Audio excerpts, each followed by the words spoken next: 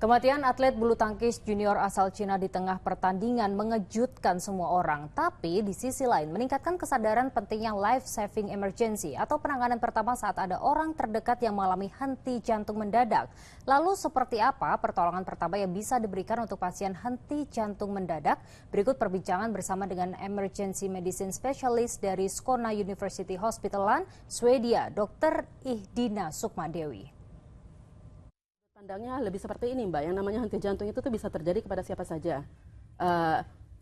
Sebenarnya yang paling penting itu bukan untuk menghindari henti jantung, tapi untuk mengedukasi masyarakat bagaimana cara menangani pasien yang terkena henti jantung atau orang yang terkena henti jantung, bagaimana menanganinya gitu supaya walaupun dia henti jantung ada chance untuk survive.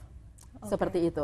Dan jadi ini sebenarnya edukasi untuk masyarakat, edukasi untuk tenaga medis. Saya walaupun sehari-hari ya, saya ketemu orang henti jantung itu setiap hari karena saya kerja di emergency unit. Tapi tetap itu setiap tahun itu tetap selalu, karena yang namanya guidelines itu Mbak, CPR guidelines itu selalu diperbaharui. Jadi selalu diadakan pendidikan berkelanjutan walaupun itu kerjaan saya sehari-hari gitu. Dan edukasi, pengetahuan masyarakat tentang henti jantung itu yang paling penting. Yang paling penting menurut perspektif saya sebagai seorang dokter itu bagaimana mereka bisa menanganinya ketika mereka melihat kasus henti jantung di depan mata mereka gitu. Oke, tadi dokter bilang tentang edukasi. Kalau gitu sekalian aja nih dok, kita edukasi boleh, ya. Boleh. Teman-teman di Liput Tanam. Karena saya pas banget ini punya manekin dok. Dokter bilang kalau misalnya tadi untuk CPR pun selalu diperbaharui. Guidelines-nya diperbaharui selalu. Selalu guidelines-nya diperbaharui. Jadi mungkin bisa dipraktekkan juga nih dok. Seperti apa sih yang harus kita lakukan ketika memang menghadapi ada orang nih di depan kita yang memiliki henti jantung itu. Misalnya nih kalau misalnya Mbak Rizka sedang main badminton atau mungkin sedang jogging, terus tiba-tiba ngelihat ada pemain badminton lain atau yang sedang berolahraga lainnya tiba-tiba kolaps, tiba-tiba jatuh. Nah, yang paling penting itu kita dekati. Kita dekati orangnya dan kita lihat, kita telentangkan Mbak supaya bisa dilihat lebih jelas. Boleh sambil duduk dong? Boleh sambil duduk, supaya bisa dilihat lebih jelas ini orangnya responsif atau tidak. Kita tepuk-tepuk, mas.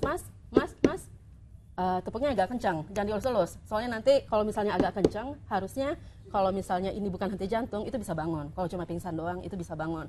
Tapi dan ditepuk-tepuk yang keras, kalau orangnya tidak responsif, kemudian kita lihat ini kan kalau orang bernafas itu kan dadanya mengembang dan mengempis. Kita lihatnya orang bernafas apa tidak. Gimana cara lihatnya? Lihat gerakan dadanya. Kita rasakan juga gitu kalau ada aliran udara. Kita bisa dekatkan wajah ke hidungnya. Kita lihat kalau misalnya ada aliran udara dari hidungnya atau kita dengar ada nafas dari hidungnya. Kalau kita sudah tidak mendengar apa-apa, tidak mendengar nafas, tidak melihat misalnya gerakan dada yang menunjukkan bahwa dia bernafas, nah ini sudah mulai nih Mbak, ini golden period, berarti ini kemungkinan besar cardiac arrest. Untuk orang awam, mungkin untuk meraba nadi di leher ini bukan sesuatu yang gampang dilakukan. Tapi kalau bisa lakukan, tapi dalam waktu 10 detik. Jangan dilama-lama, jangan hanya karena untuk mencari nadi, jadi tindakan kompresi dadanya jadi delay. Jadi kalau misalnya, ini pasien tidak responsif, tidak nafas, langsung. Tergantung ada berapa orang. Misalnya Mbak Rizka di situ ada orang lain, tolong panggil tenaga medis. Itu langsung teriak. Dan untuk Mbak Rizka sendiri itu kewajibannya, begitu Mbak Rizka tahu kalau ini orang tidak bernafas dan tidak responsif, dengan kata lain orang ini mengalami henti jantung, itu langsung lakukan kompresi dada. Dan itu dilakukan persis di tengah sini ya Mbak ya. Jadi ini kalau misalnya ini sternum, ini tulang dada ini, cari tengah-tengahnya dan langsung lakukan seperti ini dan ditekan sekuat mungkin. Kedalamannya itu kurang lebih sekitar 5-6 cm dan kecepatannya itu, temponya itu sekitar 100 sampai 120 kali per menit. Jadi itu langsung dilakukan resusitasi jantung dan paru-paru atau CPR.